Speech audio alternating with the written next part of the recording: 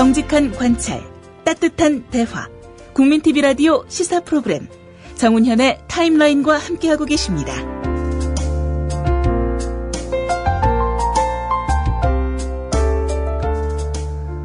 지난 대선이 남긴 여러 결과 가운데 하나로 표창원이라는 인물의 등장을 드는 사람들도 있습니다. 그는 보수주의자를 자처하면서도 어느 진보인사 못지않은 개혁 성향을 갖고 있으며 학자 출신치고는 또 현장과도 잘 호흡하고 있는 인물로 평가되고 있습니다.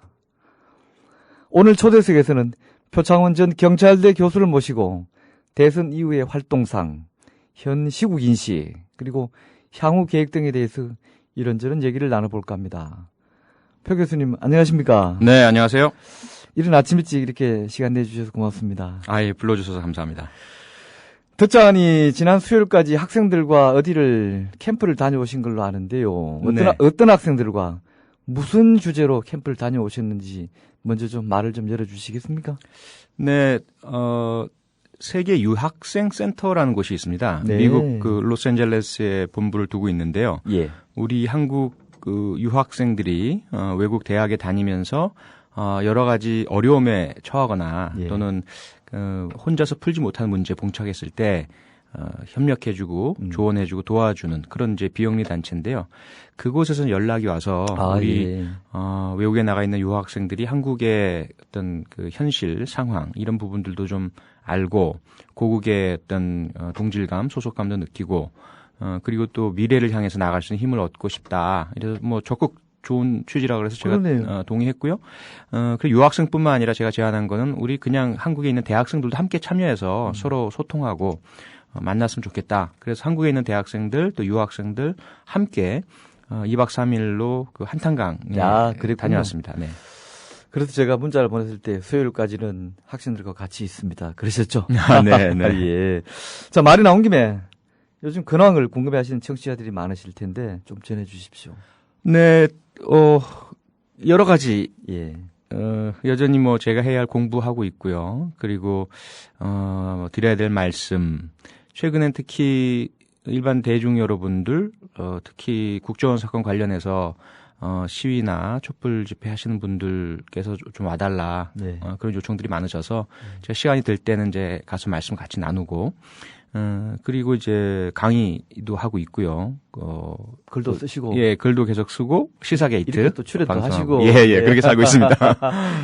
정말, 경찰대 계실 때에는 뭐, 교수로서 기본적인 인문화 할 일이 있었겠지만은, 지금은 영역이나 업무량으로 봐서는 한 몇 배 정도 될까요? 그때보다. 요즘 제가 뭐 거의 정신없이 살고 있습니다. 그래서, 그 전에 비해서 너무 그 부하도 많고요. 예.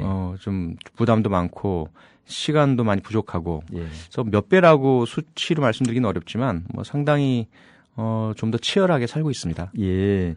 청취자 여러분 지금 게시판에 제가 봐가면서 말씀 나누고 있는데요. 다 소개해 드리지는 못하겠습니다만은 혹시 이거 꼭 좀 물어봐 달라. 그럼 올려주시면 제가 대신 물어보겠습니다. 자, 이것도 얘기해보죠. 자, 건자에 있었던 논문 표절 사건, 논문 표절 이걸 한번 짚고 넘어가면 좋겠는데요. 영국의 그 지도 교수님께서는 표절이 아니다. 이렇게 따로 글을 보내오셨던데, 이것을 본인이 굳이 먼저 나서서 표절이라고 인정하고 또 사과하고 꼭 그럴 필요가 있었어요? 제 성향이라고 이해해 주시면 감사하겠습니다. 일단은 저 스스로가 가장 중요한 거는 2011년에 그 당시에 이제 우리 그 학생들 사이에 사회적으로 뭐 레포트를 쓴다든지 논문을 쓴다든지 할 때 카피 앤 페이스트 남의 거 저 복사에다 붙이는 문제가 심각하게 대두가 됐고요. 예. 외국에 나가 있는 유학생들도 한국에서의 그런 그 저작권법에 대한 혹은 뭐 저작물의 존중에 대한 인식이 너무 부족해서 문제가 되고 있다라는 것들이 있어서 제가 이제 학생들에게 가장 높은 수준의 그런 그 표절 방지 정책을 정해서 공지를 했거든요. 지금도 이제 인터넷에서 검색 가능하고요. 그런데 이제 제기가 되고 지적된 제 박사학위 논문의 내용들이 제가 표절이라고 이야기한 기준에 맞는 거였던 거죠. 그걸 제가 부인할 수는 없는 거고요. 물론 시차가 16년이 나고 과거에 저는 어쨌든 최선을 다해서 논문 작성을 하고 실증 연구가 기반이었고 이론적 배경 부분에서 그냥 인용 오류를 했는데 1, 2차 또 내외부 심사 과정에서 모두 사실은 통과가 됐고요. 박사학위 논문의 어떤 독창성 창의성 문제가 없다. 하지만 여전히 제가 남들에게 요구하는 특히 교수로서 학생들에게 요구하는 기준에 비해서 봤을 때 문제가 있으니까 그건 인정하고 받아들이고 사과해야죠. 예, 자 좋습니다. 그 정도 상식을 가지고 있으면 얼마나 좋습니까? 없어서 문제죠. 고맙습니다. 학위 논문 표절 의혹에 휘말린 당사자로서 대한민국 학위 논문 표절 검증에 대해서 혹시 하시고 싶은 얘기가 있으신지, 또 논쟁이 폭로식으로 흘러가서 낙인 찍는 방식, 이게 옳다고 생각하시는지요? 옳지는 않죠. 옳지 않고요. 그리고 그 이면에는 저도 이번에 겪으면서 그 어떤 적대감. 적대감. 상대 진영에 있는 사람을 거꾸로 뜨리겠다. 지적 정도가 아니라? 흠집을 잡아서. 뭐 이런 부분들이 분명히 있어요. 근데 그렇게 된 배경에는 역시 한쪽만의 문제는 아니라고 생각이 됩니다. 지금 어쨌든 대한민국이 거의 사실상 내전 상태 같이, 민주 진보 진영이냐, 아니면 보수 애국 진영이냐, 이렇게 서로 나뉘어서, 상대를 마치 6.25 전쟁에서의 또 남북한 군대처럼 생각하는 이런 이제 현상이거든요. 그 가운데 저도 알게 모르게 본의 아니게 어느 진영에? 어느 한 진영에 적진에 속해 있는 사람이 되어 있다 보니까 그런 공격을 받게 되었고요. 그러면서 이제 제가 느낀 거는 상대에 대한 반감이나 미움, 증오보다는 반성이었고요. 아, 나도 그 이전에 했던 발언들이나 했던 행태들을 보면 증오를 키워왔구나라는 것을 느꼈고, 그래서 이런 마녀 사냥식 내지는 저격식 그 논문 검증이 옳지는 않지만 그렇게 된 배경에 대한 한번 생각들은 같이 할 필요는 있겠다. 그래서 지금 그러한 공격을 하고 있는 분들도 조금 생각을 다시 바꿔주셨으면 적대감을 좀 완화시키고 서로 상생하는 길로 갔으면 하는 그런 바람입니다. 앞서도 얼핏 말씀하신 대목이 있습니다만은 다수의 사람들은 표교수를 두고 너무 정직하고 또 자신에 대해 엄격한 사람 같다는 의견을 들 하는데요. 본인 생각에도 실제로 그런 사람입니까? 글쎄요. 어쨌든 저는 말과 행동을 일치시키려고 노력을 하고 있고요. 또 타인에게 적용하는 기준보다는 조금 높은 기준을 저 스스로에게 적용해야 된다라고 생각하고 있고요. 뭐 그럼에도 불구하고 저 역시 부족하고 모자라고 또 감정에 치우치는 적도 있고요. 늘 문제점을 발견하고 고치려고 노력하고 있습니다. 지금 사진이 올라가 있는데요. 벌써 청취자 게시판에. 머리 염색하고 오셨군요. 젊어 보이는군요. 저하고는 잡담을 했습니다만, 그 머리를 진짜 좀 노로스르무리한 색인데요. 언제 어떤 경위로 염색하게 됐어요? 아, 저는 일단 제 전문 분야 이외에는 제 아내의 어떤 지시나 명령에 엄처시아에 사시는군요. 순종합니다. 왜냐하면 제가 너무 잘못한 게 많아서 힘들게 하고 고생시키고 그래서 염색해라는 말 듣고 네 하고 그냥 했죠. 좋습니다. 우스갯소리였고요. 하나. 자, 일단 표절 사건이 터지고 사태를 수습하는 과정에서 일각에서는 표교수를 두고 보수의 품격이다, 이렇게 아주 참 극찬을 쏟아낸 분들도 있는데요. 혹시 대한민국의 보수지자들에게 어떤 메시지를 던지려고 의도적으로 그리 한 겁니까? 안 그러면 그리 한 건 아닙니까? 그런 건 아닙니다. 그런 건 아니고요. 결과적으로 그랬군요. 뭐 제 문제였고 제가 옳다고 느끼는 방향으로 대응을 했고, 그리고 뭐 스스로가 제가 칭찬받을 일은 아니라고 생각이 되고요. 어쨌든 잘못한 거니까요. 잘못한 것을 다만 인정하고 사과드리고 그렇게 했다는 것을 이렇게 이해해 주신 건 너무 감사드리죠. 경찰대 교수 시절의 표창원, 그다음에 요즘의 표창원, 아까 말씀하실 때는 이제 하루 일과라든지 이런 거는 뭐 생활이 달라졌으니까 패턴의 차이로 당연한 차이가 있는데, 혹시 본인 자신의 내면적인 것이나 앞으로의 지향점이나 그런 거에서 경찰대 교수 표창원, 지금은 무슨 전 교수 표창원, 자유시민, 좋습니다. 좋습니다. 자유시민 표창원, 무엇이 어떻게 다릅니까? 많은 부분이 다르고요. 또 아직까지 제가 28년 정도 경찰대학 기간을 포함해서 몸담았던 그런 조직, 경찰이라는 어떤 틀, 이 부분을 완전히 탈피한 것 같지는 않고요. 예. 많이 다른 지금 역할을 수행하고 있는 가운데 어느 정도의 혼란도 있는 것 같습니다. 그래서 지금 부딪히고 도전하고 겪으면서 또 아프면서 조금씩 제 어떤 자유시민으로서의 정체성을 찾아나가는 과정이라고 생각이 되고요. 예. 가장 많이 다른 것은 아무래도 어떤 자유로움이겠죠. 제가 경찰대학 교수로 있을 때는 사실 자유로움이란 건 거의 느끼질 못했었고요. 의무감, 부담감, 나를 표현한다기보다는 내가 해야 할 것, 내가 대변해야 할 것을 이야기한다라고 생각하고 글 쓰고 말하고 살아왔고요. 예. 그래서 그런 점들이 아마 가장 큰 차이인 것 같습니다. 방금 말씀하신 자유시민. 자유나 시민이라는 용어는 참 평범한 용어잖아요. 네. 특별한 형용사가 아니지 않습니까?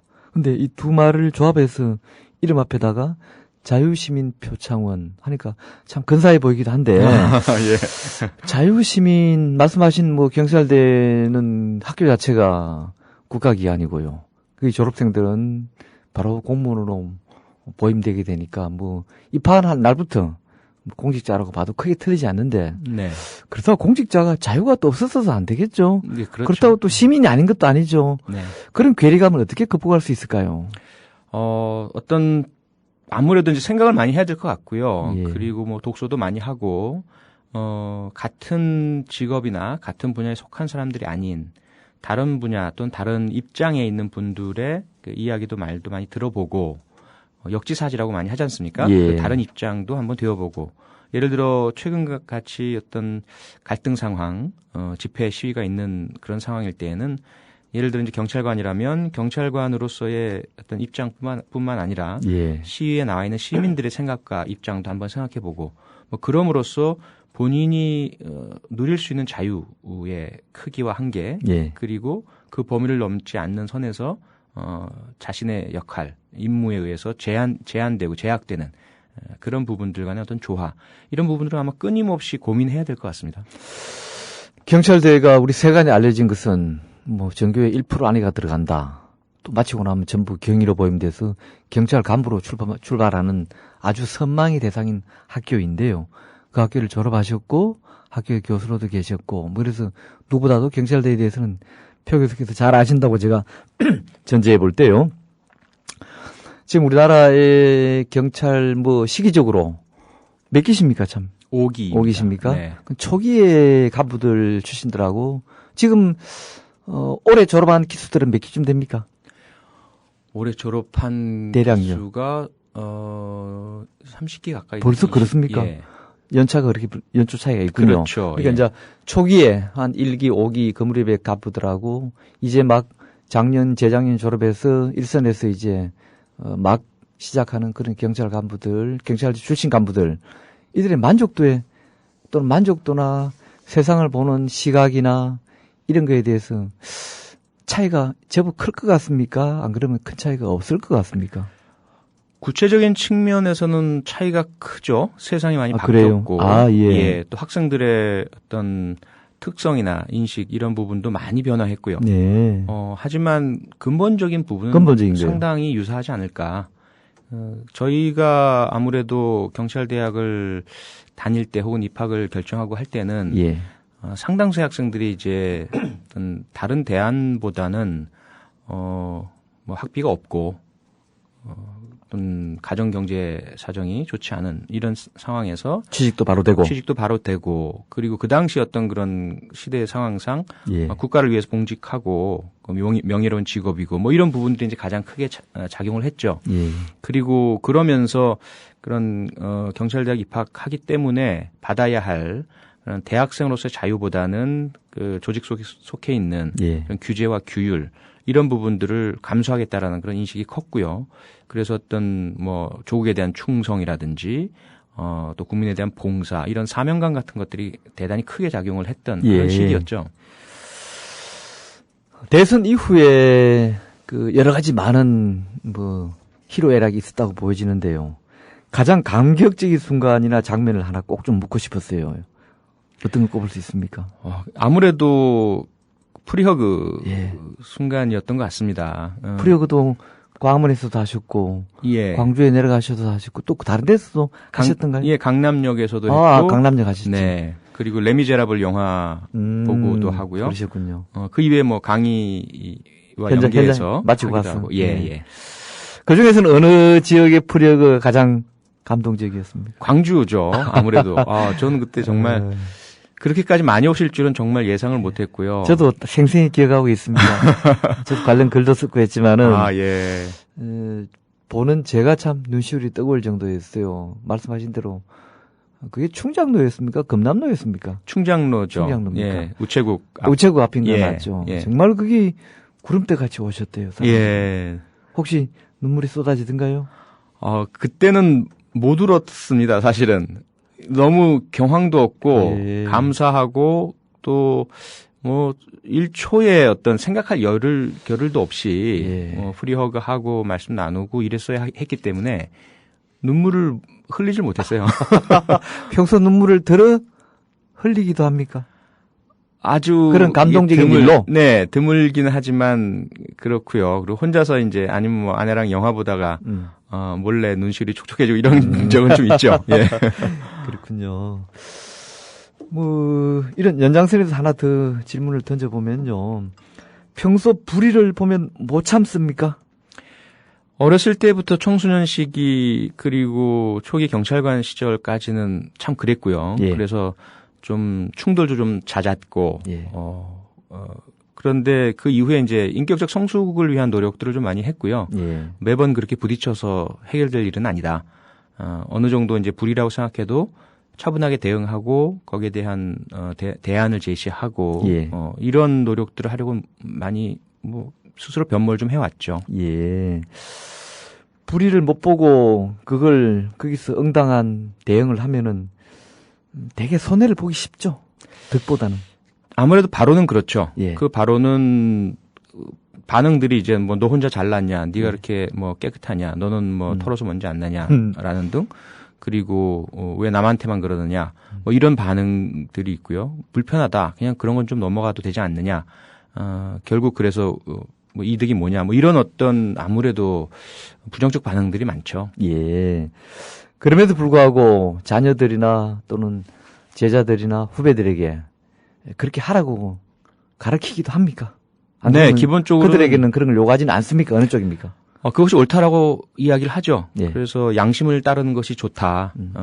스스로 경험을 해봤지만 그런 어떤 뭐 정의를 추구하고 옳은 이야기를 하고 조금 불편하고 예. 또는 오해가 있고 하더라도 그런 노력들을 기울이면 시간이 가면 예. 결국 정의는 구현된다. 그리고 옳았다는 것이 입증될 테니 차분하게 기다리면서 이것은 정말 아니야라고 할 땐 아니라고 말하고 문제라고 생각될 때는 도전해서 고치려고 해라고 좀 뭐 제 아이들에게 이야기하고 학생들에게 예. 이야기를 하죠. 평소 이제 뭐 자유시민도 하나의 이제 그 뭐 닉네임 비슷하게 또 호 비슷하게 관행어가 되어버렸는데요. 평소 보수주의자를 자처하시고 또 많은 사람들이 그렇게 기억하고도 있는데 우리나라 대부분의 보수, 흔히 뭐 심지어는 극단적으로는 뭐 꼴보수라고까지 하는 사람들도 있습니다만은 어느 일부는 이들과는 상당히 좀 차이가 있어요. 그 차이는 어디서 오는 것입니까? 글쎄요. 일단은 저는 여전히 우리 그 다수의 보수층 국민들을 존중하고요. 예. 그리고 존경하고요. 그분들이 그 자리를 지켜내려 오셨고 결국 우리나라의 어떤 근간을 이루셨기 때문이죠. 다만 이제 그분들이 좀 과도하게 예. 자신과 다른 입장, 다른 어떤 의견을 가진 분들에 대해서 공격적이고 이해하거나 수긍하지 않으시려는 태도를 보이는 것이 너무 안타깝고요.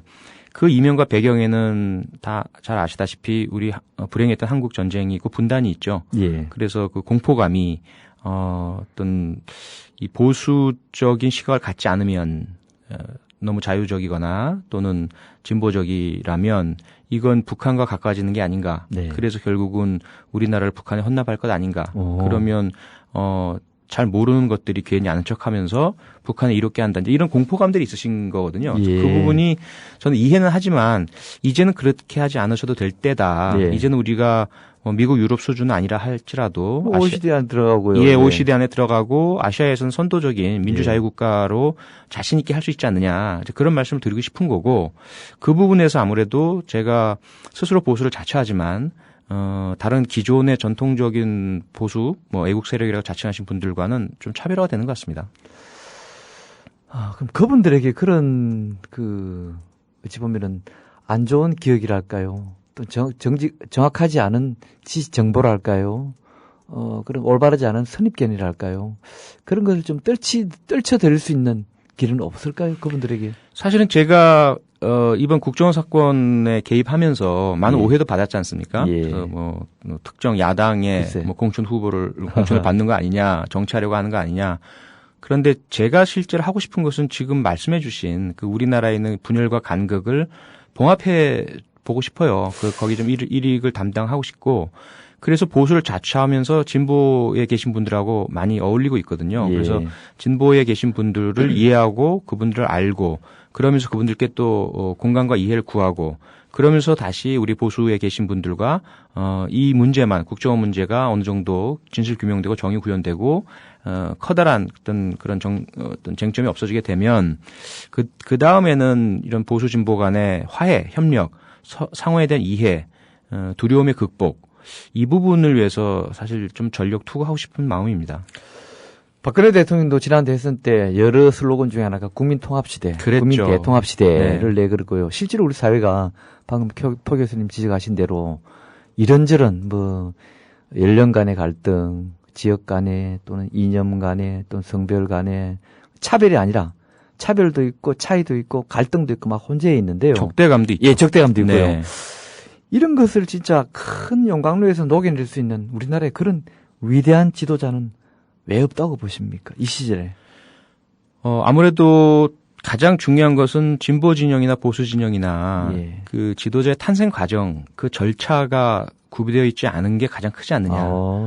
되게 그 전쟁이나 경제적 위기나 어떤 국론 분열 등의 위기 상황에 있을 때 많은 민주국가들에서는 지도자들이 큰 역할을 하지 않습니까? 그래서 국민 통합을 이끌어내고 전쟁이나 경제 위기나 국론 분열의 갈등을 극복해내거든요.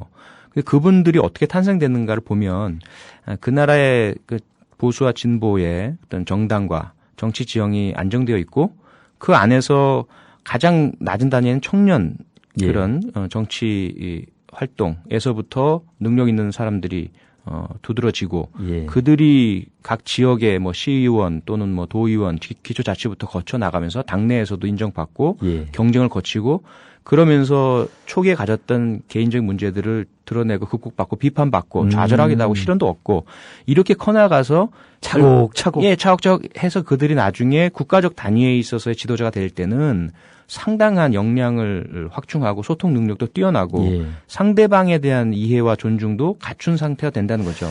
근데 우리는 또는 여러 이 정당이나 정치 세력들의 지도자 선출 과정을 보면 어느 날 갑자기 툭이란 형태로 사실 그렇죠. 나오고요. 또는 경쟁을 인정하지 않고 용인하지 않는 분위기거든요. 세력이 구축된 기존의 기득권들이 꼭 쥐고 공천권이라든지 또는 어떤 당내 보직이라든지 이런 데 있어서 세를 주로 내세워서 누굴 내세우고 그 사람의 개인 능력이나 스스로가 돌파해서 경쟁을 이겨내서 올라오는 것이 아닌 구조가 되다 보니까 그렇게 된 분들은 국가 전체를 통합한 능력은 없죠. 대신에 없죠. 자기가 속하고 자기를 밀어주는 자기 당파, 자기 세력의 대변인 역할을 하는 것에 그치는 것. 이것이 가장 큰 불행 같습니다. 오늘 명쾌한, 저 개인적으로도 궁금했던 점을 명쾌하게 풀어주셨네요. 돌발 질문 하나 드리겠습니다. 우리 청취자 게시판에 올라온 글인데요. 돌발 질문이라고 너무 긴장하지는 마시고요. 왜 경찰대 대학생들은 국정원 문제에 대해서 아무 말이 없을까요? 근데 충분히 이런 질문을 던질 수 있다고 생각합니다. 네, 그럼요. 경찰대도 국립대학이고, 지금 서울대도 국립대학이고, 지방에 있는 또 국립대학들도 했는데, 또 경찰대학을 나와서 경찰 공무원을 한다고 치지만, 앞서 제가 말씀드린 대로, 그분들 역시 대한민국 국민이고, 선거할 때는 유권자고, 물건 살 때는 소비자고 방송 들을 때는 시청자고 정치자니까 직분이 공무원일 뿐이지 자꾸 공무원은 뭘 해서 안 된다 하는 것은 좀 과도한 것 같은데 왜 경찰대생들은 왜 후배들은 이 국정원 사건에 이 국기문란 사건이라고도 불리는 이 사건에 입을 다물고 있을까요? 일단 제 경험을 조금 말씀드리면서 이해를 구하고 싶은데요. 예. 1985년에 제가 경찰대학 입학을 했고요. 예. 87년 가장 6월 항쟁이 뜨거웠을 당시에 경찰대학생인 저나 같이 다녔던 그 친구들은 엄청난 정체성의 혼란과 고민과 갈등에 휩싸였었습니다. 예. 우리들이 누구인가, 어떻게 해야 하는가. 대학생들은 전부 시국선언이 문제가 아니라 거리로 나와 있었던 그렇죠? 상태였고, 예. 부정한 권력, 정부에 대한 투쟁을 하는 그런 상태였는데, 과연 우리는 국민을 위한 민중의 지팡이인가, 아니면 권력의 시녀인가, 우리는 가만히 있어야 하는가, 어떤 표현을 해야 하는가. 우리의 선배들은 또 정경대, 기동대에서 시위를 진압하는 역할을 하고 있고 참 힘들었겠네요. 많이 괴로웠고 그래서 거의 매일 우리끼리 난상 토론하고 우리는 가만히 있어서는 안 된다는 측과 우리는 그래도 경찰의 일원인데 그러면 되겠느냐 이런 측 간에 싸움도 있었고요. 그러다가 이제 저희들이 우리끼리 결론 내리기보다는 한번 현인들의 의견을 구해보자. 예. 이래서 각 분야에 좀 명망 있는 분들을 찾아가기로 했어요. 그런 일이 있었군요. 네. 그래서 저는 이제 그 당시에 그 카톨릭 신자였고, 그래서 정의구현 사재단에 계신 제가 알고 있었던 신부님을 찾아뵙기로 했고, 예. 어떤 학생들은 기자, 예. 어떤 학생들은 대학 교수님, 또 어떤 학생들은 또 시민단체, 노동조합, 그러니까 그 진보 보수를 망라한 예. 현인들을 찾아가서 여쭤보자. 그분들의 입장은 어떤가. 그래서 그런 고민을 말씀드렸을 때 제가 들은 말씀은 그 신부님께서 경찰대 학생들이 그런 마음을 가져주는 것은 상당히 의미가 있고 하지만 신부님 생각에는 경찰대 학생들은 그 아픔과 고통을 간직한 채 제자리를 지키는 게 좋겠다. 그리고 미래를 위해서 어쨌든 사회는 계속 변하니까 우리 사회에 필요한 것은 언제든 견고한 중립을 지키면서 법을 집행하고 서민들의 아픔을 감싸 안을 수 있는 그런 인식 있는 경찰이다. 그러니까 여러분들이 지금 이 상태에서 나와서 희생하고 다치는 것은 원치 않는다. 이런 말씀을 주셨어요. 근데 놀랍게도 지인형을 넘나들어서 예. 모든 분야에 계신 현인들이 거의 같은 답을 주셨습니다. 그러셨어요? 그래서 저희들이 그걸 나누면서 우리가 지금 이 상황을 면밀하게 국민들의 마음을 읽으면서 제자를 지키고 열심히 노력하고 미래에 제 역할을 하자. 그런 결의를 다졌던 기억이 너무 새로운데요. 예. 제 어떤 지금 국정원 사건과 관련해서 경찰대 교수직을 버리고 나오는 결정의 뿌리에도 사실은 그 당시에 그런 고민이 있었고 네. 저희들을 아껴주시고 조언해 주셨던 각 분야에 계신 분들의 어떤 마음들이 담겨 있다고 저는 생각을 하거든요. 예. 지금 우리 학생들도 표현은 안 하지만 많은 고민을 하고 있습니다. 많은 고민을 하고 있고. 고민이 없을 수는 없겠죠. 그럼요. 갈등을 겪고 있고 예. 또 그들은 그들 나름대로 특성이 분명히 있거든요. 대단히 소수이고 그들이 움직인다라는 것은 그들 개인의 문제가 아니라 경찰 조직 전체에도 파급이 갈 수도 있는 문제이기 때문에 조금 그들에게 좀 지나친 그런 그 요구보다는 좀 아끼는 마음으로 관망해 주셨으면 하는 게 개인적인 소망입니다. 그렇습니까? 표 교수님 개인적인 소망은 그렇게 가지실 수 있다고 보고요. 그걸 반박하거나 흠을 잡자는 것은 아니지만은 제 생각은 좀 다릅니다. 좋은 설레는 아니지만요. 이것을 담자는 것도 아니지만은 참고로 5.16 쿠데타 때 육사생도들이 서울시에 나와서 물론 전두환 같은 사람의 꼬드김에 빠진 것이지만은 서울시내 육사생도들이 5.16 지지 가도 행진을 했습니다. 그랬죠. 예. 네. 이걸 제가 참고하자는 건 아니고 흉내 내시라는 것도 아니지만은 이런 군사 쿠데타라고 하는 것은 정당성도 없고 오히려 반대 행진을 해야 됐을지도 모르는데 지지 행진을 했지만은 지금 국정원의 저런 사건 같은 경우에는 이건 국정원만의 문제가 아니라 군의 문제, 경찰의 문제, 어느 직역의 문제가 아니라 나라의 기강의 문제고 나라의 근본의 문제라면 여기에 꼭 굳이 경찰대생들까지는 봐줘야 될 명분이 있을까요? 그래도 우리 국민 아닙니까? 일단 말씀하신 것처럼 그 당시에 육사생도들의 거리 행진은 너무나 잘못됐고요. 잘못된 너무나 것이죠. 정치적이고 그들의 역할이 본인들은 몰랐지만 그 전두환 씨의 선동에 의해서 거리로 나왔고 그들의 가도 행진에 대한 시민들의 반응, 시민들께서 어떤 상황이 정확히 모른 채 제복을 차려입은 멋진 육사생들이 행진하니까 가도에서 박수를 많이 쳐주셨거든요. 그렇죠. 그걸 봤던 외신과 주한 대사관, 외국 대사관들이 시민들이 오히려 그렇지. 쿠데타를 찬성하고 있다. 이런 어떤 소식들을 본국에 타전하는 일이 있었죠. 그래서 그것이 이제 5.16 쿠데타 성공에 상당히 기여를 했다라고 평가받고 있는데 잘못됐죠. 잘못됐고 그래서 더더욱이나 사실은 경찰대 학생들은 그런 섣불리 행동하는 것은 옳지 않다라고 저는 생각을 합니다. 다만 그들의 마음속에서 이 상황을 어떻게 보느냐에 대해서는 좀 치열한 고민이 필요하고 그리고 안에서 어떤 갈등을 충분히 느낄 필요가 있다라고 생각이 되고요. 섣불리 뭐 이런 상황 저런 상황 어쨌든 국정원 사건이 국기문란 사건이긴 하지만 여전히 국정조사 대상이고 재판도 아직 안 끝났고요. 예. 이 부분에서 그 아쉬움을 느끼시는 국민 여러분들의 심정은 충분히 이해하지만 이 상황에서 어떤 그들에게 어떤 행동을 하지 않으면 안 된다라는 뭐 그런 부분들도 사실은 조금은 지나치지 않나라고 저는 개인적으로 생각합니다. 예, 좋습니다. 막 오늘 그 정도로 하시죠. 네. 제가 뭐 굳이 논쟁하자고 꺼낸 얘기는 아니고요. 자, 어느 강연에서, 어느 강연이라 할 것도 없네요. 오마이뉴스 10만인 클럽 강연에서 엊그제 아궁이의 불씨를 지키는 며느리가 되겠다.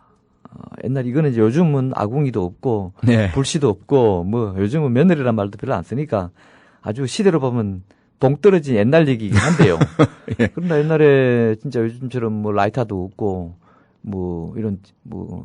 뭡니까? 성냥도 없고, 어찌 보면 이런 이거 문대 가지고 불 피우던 그런 시절 지금 불씨라는 게 참 중요하고 며느리가 불씨 지키는 것이 아들 낳아서 대의였는 만큼 중요한 것이었는데 자 여기서 표 교수님께서는 아궁이의 불씨를 지키는 종갓집 며느리처럼 그런 며느리가 되겠다 하셨는데 이 불씨는 어떤 불씨이고 또 그 불씨는 뭐 하는 불씨예요?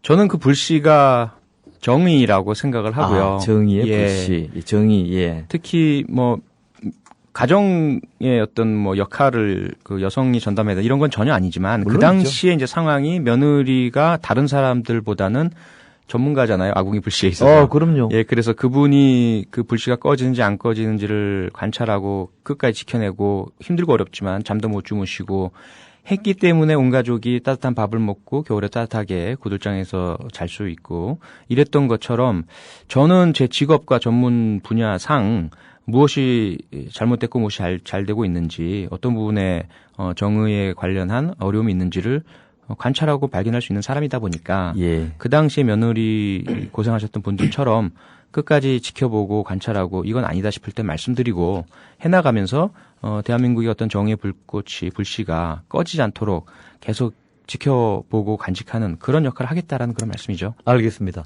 오늘 질문을 제가 강온 막 섞어서 좀 사소하고 재밌는 것도 질문을 던지고 또 좀 무거운 주제도 던지고 그냥 좀 편하게 진행하고 있습니다. 네. 참고해 주시고요. 청취자 여러분도 참고해 주십시오. 너무 시국 얘기만 하는 것도 표 교수께서 곳곳에서 많은 분들에게 얘기하셔서 중복된 얘기는 가능하면 많이 안 하고자 합니다. 양해해 주시기 바라고요. 지금부터 또 좀 말랑말랑하다고 표현하면 그렇지만 좀 사사로운 얘기를 하나 좀 하랍니다. 요새 한 달 수입이 얼마나 되시는지요? 그리고 그 구성은, 그 구성이라 하면 예를 들면 원고료, 출연료, 강연료, 잡수입, 포함했습니다. 좀 들려주실 수 있으시면 해주시고요. 네. 좀 곤란하시면은 거부하셔서 아쉽지만 할 수 없습니다. 자, 이건 참 곤란한 질문인데요. 일단 왜냐하면 정규직일 때 대학 교수 때는 빤하죠. 유리알이라고 저희들은 다 이제 드러나니까. 지금은 들쭉날쭉이거든요. 예, 들쭉날쭉이라고 생각은 돼요. 예. 다만 이제 고정적인 게 제가 신문 칼럼 있고 그다음에 시사게이트, 인터넷 방송. 그거는 다들 합해서 돈 얼마 안 되는 것도 있고요. 사실은 뻔히 아니까요. 그게 이제 전부죠. 그게 정기적인 수입의 전부고, 강연은 아시다시피 그 전에 예약됐던 것들이 많이 취소가 됐고. 그건 다음 질문이 있는데, 그렇고요. 예. 그래서 그 이외에는 이제 책 수입이죠. 책을 쓴 것. 지금 최근에 쓰신 책이 있나요? 예, 나는 셜록 홈스처럼 살고 싶다. 이게 이제 가장 최근이고, 보수의 품격. 그 책 좀 선전 좀 하십시오. 좀 많이 나갔습니까? 예, 일단은 최근 이런 파동을 겪으면서 제가 어려움을 겪고 있지만 그 대신에 이제 저를 좀 격려해주고 싶으신 분들, 도와주고 싶으신 분들이 책으로 지지 격려해 주셔야 됩니다. 말로만이 아니고요. 예, 근데 지금 책이 재미없어도 그냥 사주신 것 같아서 좀 죄송합니다. 그래서 그러시진 않으셔도 되고요. 그냥 책이 좀 재미있으시고 도움 되시면 사주시면 고맙죠. 네. 그래서 합쳐서 대충 얼마예요, 그래? 아, 글쎄요. 그건 저는 전혀 모르겠어요. 너무 심했나요, 제가? 아니요, 예. 그게. 아니, 제가 이걸 여쭈는 것은 제가 액수를 말았으면 뭐 하겠어요. 예. 그 행간의 의미가 있는 것입니다. 네. 아시겠죠? 제 질문의 취지도? 예, 알겠습니다. 쉽게 말하면 표 교수가 이렇게 산다, 요즘. 예. 그것이 이 사람의 현재의 모습이고, 그럼에도 이 양반이 이런 것을 꺾지 않고 하고 있다 하는 것을 제가 같이 나누고자 함이지, 한 달에 500을 받든 700을 받든 사실 그게 나하고 무슨 상관이 있어요. 그렇죠. 네. 아시죠? 예, 압니다. 네. 그래서 이 질문에 대해서 오해는 해주지 마시고요. 예. 다만 이제 한 말씀 드리면 별 문제 없이 잘 삽니다. 큰 걱정 안 하셔도 됩니다. 예, 그러시다면 다행이고요. 또 그래 주시길 바라고요. 네네. 또 그러셔야 지금 하시는 일, 또 앞으로자 하시는 일, 저는 정치 얘기하는 거 아닙니다. 뭔가 옳은 일, 좋은 일을 하시려 할 때 그걸 지속적으로 할 수 있습니다. 네. 그렇지 않으면 나가 자빠집니다. 그렇죠. 그죠? 네.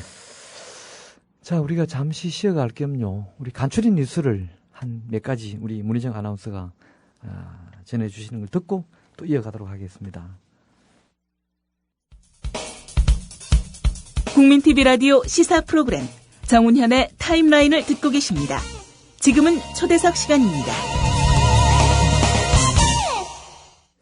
네, 오늘 초대석에는 표창원 전 경찰대 교수를 모시고 이런저런 얘기를 나눠보고 있습니다. 표 교수님. 네. 청취자 게시판 보니까 제가 표 교수님 그 수입 물어본 거에 대해서 비판, 지적들이 좀 있네요. 아유, 그럼 사과드립니다. 근데 원래 제 취지는 그런 게 아니었음을 말씀드렸죠. 네네. 잘 사시고 계시는지를 다시 제가 걱정해서 이 질문을 여쭤보는데. 아, 예, 저는 괜찮습니다. 조금 오해가 있으신 것 같은데 청취자 여러분 양해해 주십시오. 강연 얘기를 좀 하다가 이제 아까 방금 말씀하시기도 그동안 이미 예약이 됐던 몇 군데에서 뭐 최근에 강연이 주르륵 취소됐다는 저도 보도를 보고 알았습니다만은 그들이 강연을 요청할 때는 왜 했고 갑자기 또 취소한 거는 왜 그랬을까요? 뭐 막연한 추측은 갑니다만은 혹시 뭐 짚히는 게 뭐 혹시 있습니까? 예, 짚히는 것도 있고 설명을 들은 것도 있고요. 아, 그래요? 일단 제가 기업체 대상 강의는 이렇게 범죄 심리와 관련한 어떤 조직 내 회사원들의 어떤 일탈 관련한 설명 그리고 전문적인 강의군요. 네네, 그것을 이제 막기 위한 대책 이런 것들이 한 부분이고요. 예를 들어 이제 그런 뭐 횡령이다 또는 회식 자리에서의 그 폭행, 성추행 이런 문제들이 많잖아요. 그런 부분들이 왜 생기며 어떻게 막아야 되는지가 이제 한 축이고요. 또 다른 축은 사기 진작 내지는 그 어떤 어떻게 살아야 될지에 대한 부분, 행복하기 위해서는 무엇이 필요할까? 이런 것들이거든요. 그래서 전혀 제가 최근에 하고 있는 역할이나 정치적인 부분과는 상관없는. 아, 그래요? 예. 그리고 그분들이 또 상당히 좋아하셔가지고 입소문도 타고 계속 강의를 해왔는데 그쪽 그 강의를 주선하신 분들, 주최하신 분들이 이제 어려움을 이제 토로하시는 거죠. 제 최근에 역할이 바뀌었기 때문에 부담스러운 면이 있고 그런 과거에 아무런 편견 없이 제 강의를 그냥 전문적인 부분으로 들었던 것이 지금은 조금 어려워졌다. 이런 부분들이라 저는 충분히 이해하고요. 다만 그런 부분들이 어쨌든 이 정치적인 상황과 기업에서의 사원들을 위한 그런 강의와도 좀 관계가 있고 영향을 미친다는 것이 좀 아쉽긴 하죠. 아쉽네요. 네. 예. 혹시 최근 들어서 말씀하신 대로 옛날의 표창원이 아니라 지금의 표창원, 그러니까 범죄 심리학 전문가로서만이 아니라 어찌 보면 이제 이 시대와 호흡하고 있는 뭐 양심적인 행동하는 그런 분의 한 분으로서. 근데 그런 것이 전 국민이 그렇게 판단하는 것이 아니라 어떤 집단들은 그것이 불편하고 우려스럽고 그러다 보면은 또 그에 대응하는 논리도 나올 수 있는데요. 혹시 최근에 뭐 도청, 미행, 협박, 테러 혹시 이런과 또 혹시 또 유사한 이런 걸 당하신 적이 있습니까? 전혀 없습니다. 전혀 없는데 다만 이제 저랑 그 연락을 하시는 분들 중에 과거 이제 경찰에서 동료로 있으셨던 분들이나 이런 분들께서 제가 도청당하고 있을 거다. 저랑 전화를 하면 그 내용이 도청당할 것이다. 그렇지 않을까라는 그런 이제 우려를 갖고 계신 분들은 있으시더라고요. 메일도 제가 보기엔 너무 평범한 메일 쓰시더라고요. 어제 질문지 보낼 때 보니까. 네네. 제가 보기에는 100% 도청당할 것 같은데요. 메일이. 근데 저는 기본 입장에 도청해도 괜찮다라는 입장이고요. 그러신 물론 괜찮은데. 예. 그런데 도청을 그렇게 막 허용하는 것은 좋은 건 아니잖아요. 아니죠. 그리고 돼서는 안 되죠. 안 되죠. 안 되고, 그렇지만 이제 제가 만약에 그런 그 국가안보상 혹은 뭐 치안질서상, 한번 감시해야 될 대상이라고 느낀다면 적법 절차에 따라서 그렇게 하는 건 괜찮다고 저는 생각을 하고요. 저는 뭐 전혀 감추거나 숨길 게 없으니까. 다만 이제 저랑 연락을 하시는 분들께서 좀 불편해하시고 이러시는 것은 안 되죠. 그래서 그런 부분들은 사실 필요하시다면 제가 다 다른 채널로 말씀을 드릴 테니까 통신에 대한 그런 침해는 안 하셨으면 뭐 그런 저를 위해서가 아니라 저랑 연락하시는 분들을 위해서 뭐 그런 바람은 있습니다. 우리 꿈꾸는 소년님이 그 질문 하나 올려주셨는데요. 스트레스는 어떤 방식으로 푸시는지요? 저도 한번 여쭤보고 싶은 질문이었는데 뭐 이런저런 요즘 같으면 특히 예전보다는 훨씬 더 스트레스가 많을 텐데 혹시 뭐 술이나 이런 걸로 뭐 특별히 푸는 방식이 있습니까? 아니요. 술은 사실은 스트레스 해소로서는 최악이죠. 그렇습니까? 예. 순간은 풀리는 것 같지만 술 주량은 얼마나 되십니까? 주량이 많지는 않고요. 그 자주 마시지도 않고 가급적이면 술자리는 피합니다. 그렇습니다. 자, 스트레스는 어떻게 푸십니까? 평소에? 영화, 음악, 오. 그리고 아이들과 놀고 아내와 같이 대화하고. 가정적으로 푸시는군요. 예. 제 가정이 저는 병원입니다. 모든 제가 갖고 있는 정신적인 어려움, 문제 이런 것들은 제 가정에서 다 풉니다. 가족 사는 어떻게 되십니까? 아내하고 아이들 둘이 있고요. 그렇습니다. 네. 혹시 부모님을 모시고 살지는 않고요? 가까운 거리에 계십니다. 네. 요즘 아주 드문, 아주 참 건강한 가정이군요.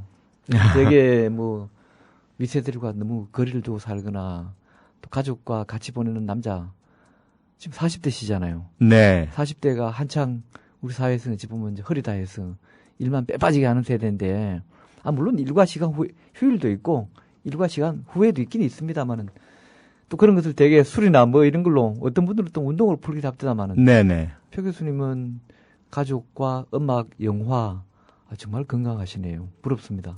고맙습니다. 자, 이제 또 좀 쉬운 질문으로 들어가겠습니다. 국정원 선거부정 NLL 대화록 물타기 이런 걸 말씀하실 이제 시점에 서서히 이제 들어와 있습니다만은 우선 뭐 앞질러서 하나 들어가 본다면요. 요즘 우리 언론에 이런 주제들과 관련된 보도 행태를 우선 하나 여쭙고 관련 질문을 몇 개 이어가겠습니다. 어떻게 보십니까? 많이 아쉽죠. 많이 아쉽고 여전히 언론들이 한쪽으로 보면 진영 논리에 갇혀 있고 다른 쪽으로는 어떤 두려움에 휩싸여 있다는 느낌이 많이 듭니다. 그래서 커다란 이 국가와 관련된 또 정치적인 민감성을 가지고 있는 주제들은 진영에 따라 나뉘어서 보도를 하거나 아니면 아예 축소시키거나 의도적인 왜곡을 하거나 무시하는 뭐 이런 부분들이 있으신 것 같아서 가장 아쉬운 거는 우리가 살고 있는 것은 민주사회고 민주공화국이고 헌법에 있는 것처럼 권력은 모두 국민에게서 나오기 때문에 그렇다면은 국민 여러분들께서 자유롭게 표현하실 수 있어야 그것이 국민 주권 행사거든요. 표현을 하시려면 아셔야 표현할 수 있고 아시려면 언론이 자유롭고 있는 사실 정보를 중요한 것들 다 그대로 제공해 주셔야만 국민들께서 아실 수 있고 거기에 대한 표현을 하시는 거거든요. 근데 그런 민감한 주제들에 대해서 있는 그대로보다는 조금 어떤 시각에 따라서 방향에 따라서 조금 각색된 정보가 나온다든지 아니면 사실과 정보가 나오지 않고 감춰진다든지 이렇게 되면 그건 언론의 어떤 재량성 문제가 아니고요. 국민들에게 반드시 의무적으로 제공해 드려야 할 것들을 안 드리는 직무의 유기라고 볼 수 있거든요. 또는 직권의 남용이라고 볼 수 있고요. 그런 부분들은 너무 아쉽습니다. 우리 언론이 그렇게 고품질이 아닌 저품질의 보도를 하는 것은 어떤 진영 논리나 이념이나 그런 데서 매몰되어 있기 때문이라고 보시는지요? 안 그러면은 우리 언론계의 언론인들의 자질이나 우리 언론계의 이런 풍토 이런 것이 더 큰 문제라고 보시는지요?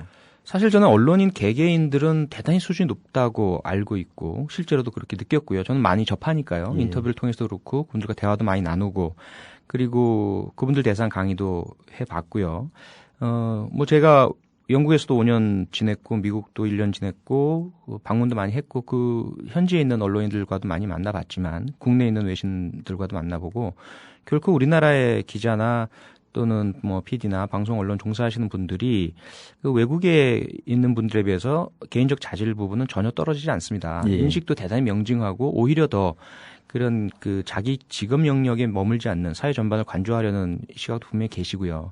문제는 그러한 그 일선 언론인들이 자유롭게 자신의 저널리즘 윤리와 그리고 어떤 자신들의 어떤 희망과 의지대로 실력대로 글을 쓰고 발표하고 그렇게 또 작품을 만들어서 내보내고 할 수 있도록 안 해주시는 게 문제가 아닌가. 그래서 데스크의 컨트롤이라든지 게이트키핑 이런 부분들이 너무 좀 지나친 부분들이 많고요. 그리고 아예 처음부터 선을 긋고 방향을 제시하는 뭐 이런 부분들이 문제이지 언론인들의 문제는 아니라고 생각이 됩니다. 저는 좀 반론을 펴고 싶은데요. 자칫하면 그건 제도 탓이 될 수 있습니다. 개인적으로 뛰어난 역량과 좋은 자질을 가지고 있는 언론인들이 회사의 그런 구조, 그게 뭐 사주가 됐든 어떤 공정방송과 같은 대통령이나 권력자가 임명하는 그런 데가 됐든 개인의 그런 역량과 자질을 구현하고 그 구현이 시민사회, 유권자, 우리 또 청취자들에게 도움이 된다면 그걸 밀고 나가야 되는데 그렇죠. 이래서 안 됐다. 저래서 안 됐다. 우리는 이러니까 사장이 이래서 우리는 진실을 보도하지 못하고 있다.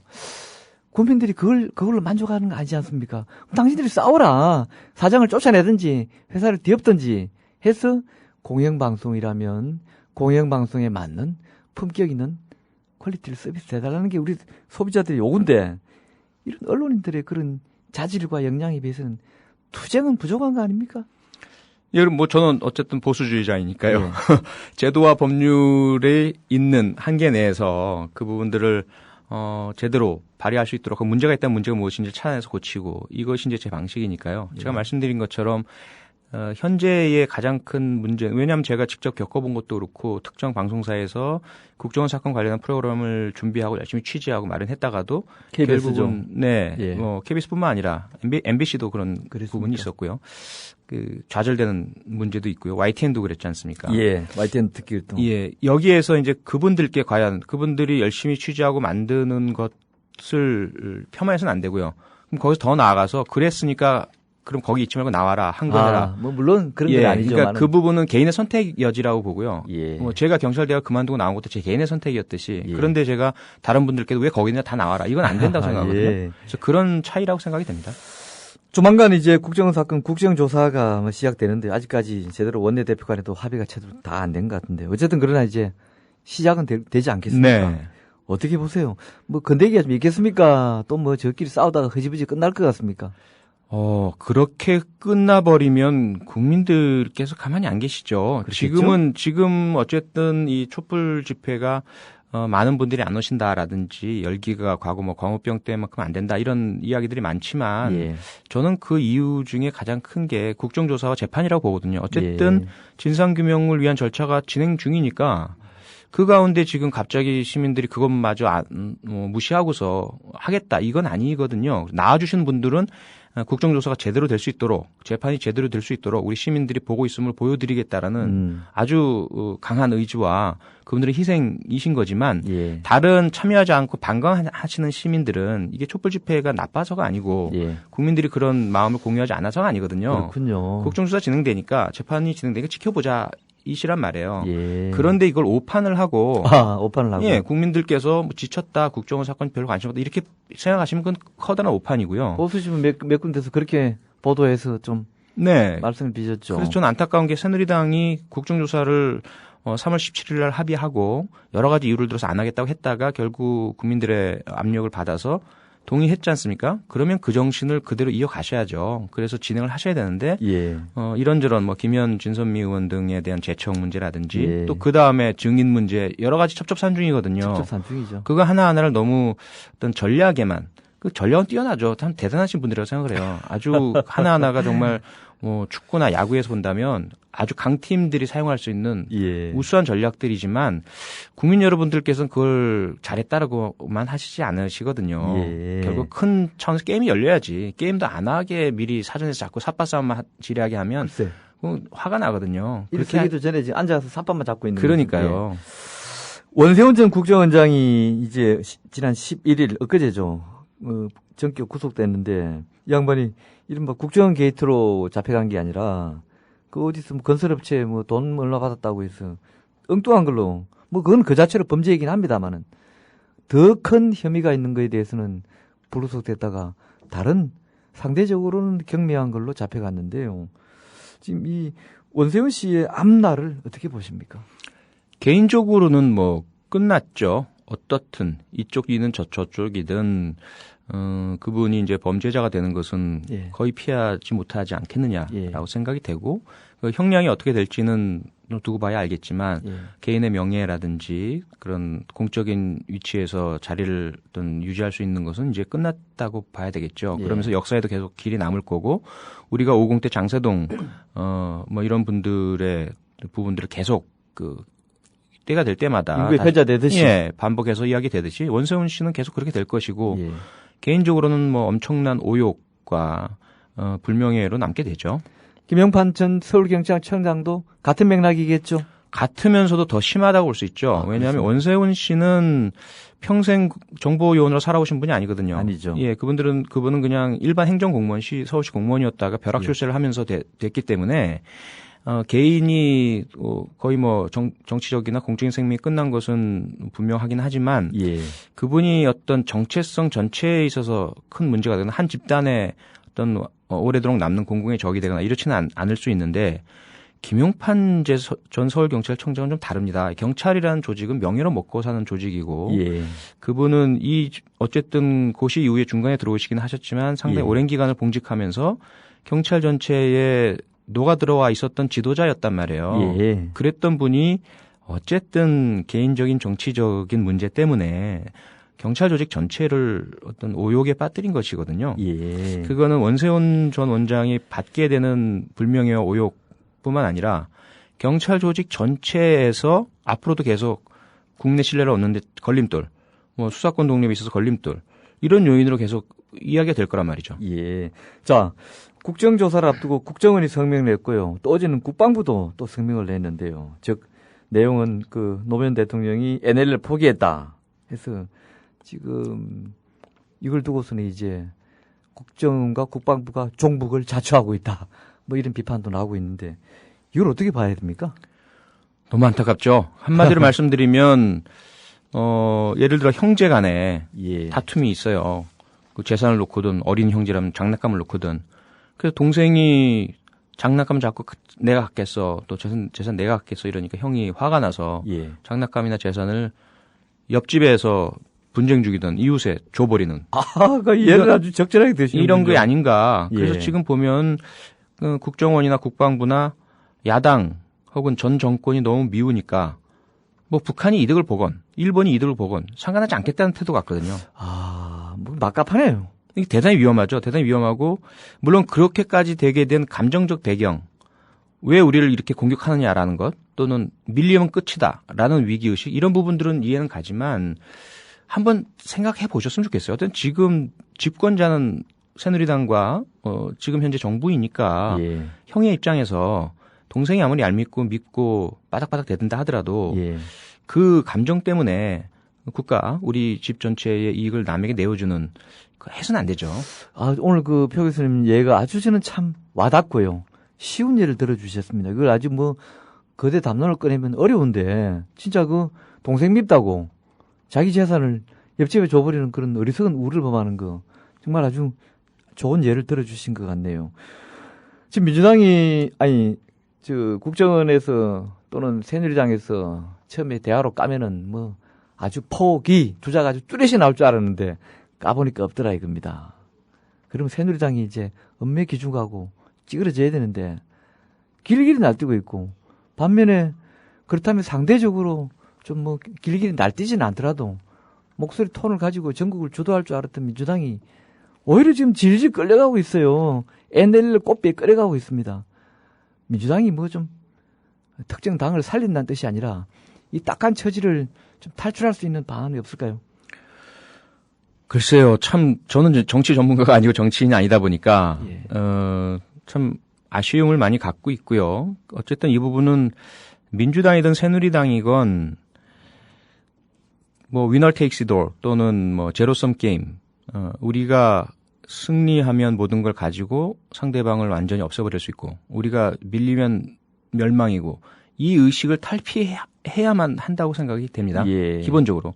근데 민주당 같은 경우에는 갈팡질팡을 좀 했죠. 처음부터 당론이 통합된 것도 아니었고 지도부와 그렇지 않은 분들 간의 죄송합니다. 이견도 많았고 초기에 그럼 대선 패배에 대한 책임론부터 시작해서 예. 그 후유증이 너무 큰 것 아닌가. 그래서 뒤늦게 지금 이 국정 전반에 영향을 미치는 국정원 사건과 NL 문제에 전략을 세우려다 보니까 뒤늦은 출발이었고 그게 결국은 상대방 전략에 많이 말려 들어가는 것도 많이 보이고요. 예. 그래서 지금은 사실 민주당 혼자만의 힘으로 어떤 명쾌한 해법을 찾아내거나 이 문제를 풀어낼 수 있는 상황은 아닌 것 같고 예. 새누리당도 자세를 좀 바꾸고 민주당도 전열을 정비하고 전체적인 의견을 모으고 예. 국민과 함께 소통하면서 국민의 어떤 힘을 많이 받아서 예. 이 문제를 해결해 나가야 될 것으로 보입니다. 우리 또 정치자문 중에는 이쯤 되면 민주당이 대선 무효, 당선 무효 이런 걸 주장하고 나와야 되는 거 아니냐. 특혜도님이 이런 질문을 주셨는데 이 점은 어떻게 보십니까?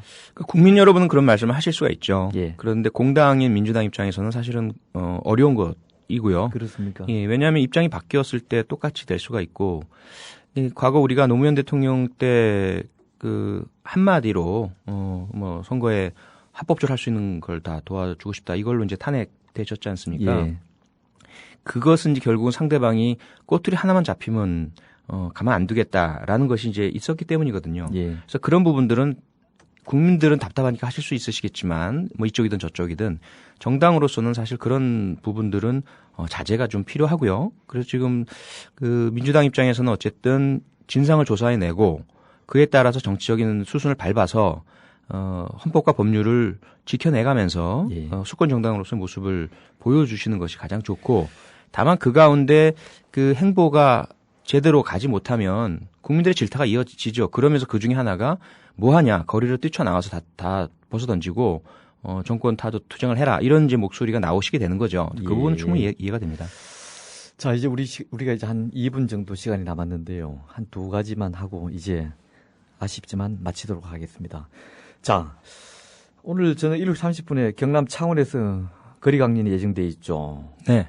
짧게 답해 주십시오. 마이크 들고 대중 앞에 서는 것이 자연스럽고 체질인가요? 그렇진 않습니다. 네, 좋습니다. 됐고요. 그다음에 그런 모습을 보면 사람들은 저 사람들은 나중에 정치하겠구나 이런 생각을 할 만도 합니다. 정치의 꿈이 있나요? 지금은 없습니다. 지금은 없으면 나중에는 있다는 얘기입니까? 그건 제가 모르죠. 어떻게 될지는.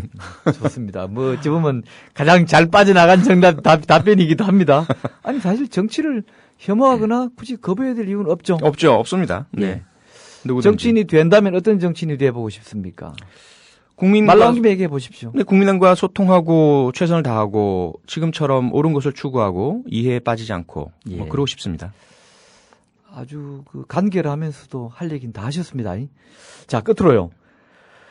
이제 자유시민이 되어서 경찰대 울타리 안에 있지 않고 이 넓은 세상으로 나오셨는데 뭐 꼭 저는 지금 뭐 거리 강연하고 그런 분을 얘기해서 지칭해서 하는 것은 아닙니다. 더 넓은 영역, 그리고 더 우리 이웃과 국민과 가까이 가는 그런 삶으로 들어오셨는데 향후 계획을 단기, 장기로 나눠서 좀 들려주시는 걸로 이 시간을 마치고자 합니다. 단기적으로는 지금 제가 하고 있는 일 계속 열심히 하고요. 예. 장기적으로는 아직 조금 여유가 없어서 예. 제 앞으로의 미래가 장기적으로 어떻게 전개돼 나갈지는 그려보지는 못했습니다. 솔직히 말씀드리면. 예. 그냥 제가 할 수 있는 것, 제게 온 기회 이런 것들을 또 도전 뭐 이런 부분들을 거부하지 않고 열심히 해나가겠습니다. 예. 자, 오늘 표 교수님 오늘 좀 조금 특집 편성을 했습니다. 그래서 원래 초대석 1시간인데 이슈 인터뷰를 죽이고 그 시간까지 해서 우리 나름으로는 소규모 특집을 했는데요. 어쨌든 오늘 뭐 좀 불편한 질문에도 불구하고 아주 기꺼이 또 명쾌히 답해 주시고 계셔서 여러분 고맙습니다. 고맙습니다. 고맙습니다. 네. 오늘 퀴즈는 박정희와 유사한 행적을 보인 일본 아베 총리의 조상을 찾아달라는 건데요. 정답은 기시 노부스케였습니다. 오늘 저녁 6시 창원 정우상가, 7시 광주 금남로, 대전역 서광장, 그리고 울산은 뉴코아, 청주는 성안길 차 없는 거리에서 국정원 대선개입 규탄 촛불 집회가 있습니다. 그리고 내일은 저녁 7시 서울광장을 비롯해서 같은 시간 부산 주디스테와 대구는 동성로에서 또 촛불 집회가 있습니다. 많이 참석해 주시고요. 이 시간 끝곡으로 윤도현 밴드의 흰 수염 고래 들으면서 이 시간 모두 마치겠습니다. 여러분 안녕히 계십시오. 좋겠네. 어쩌면 그 험한 길에 지칠지 몰라. 걸어도 더디 달 것